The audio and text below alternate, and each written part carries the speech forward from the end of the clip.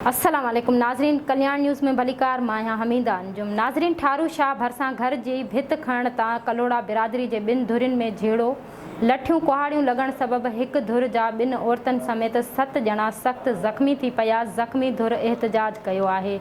Reporter एजाज़ कुरैशी मूजिबि ठारू शाह में ॻोठ जुमो कलोड़ो लॻ आख़िरी स्टाफ जे ज़ख़्मी रहवासियुनि आदम रस्तम, सिकंदर, गुलशन, अब्दुल करीम ऐं ज़ख़्मी औरतुनि समेत ॿियनि जवाबदारनि हारून कलोड़ो, अब्दुर्रहीम कलोड़ो, पीर बख़्श, मुख़्तियार लाखणो, बंगल जानण ख़िलाफ़ एहतजाजी मुज़ाहिरो कयो।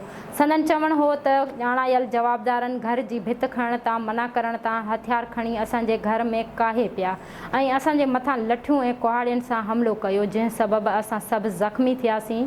जॾहिं त असां ज़ख़्मी हुजण जे बावजूदु पुलिस जवाबदारनि खे आज़ादु करे असांजे ज़ख़्मी थियल हमराह खे वेहारे छॾियो आहे।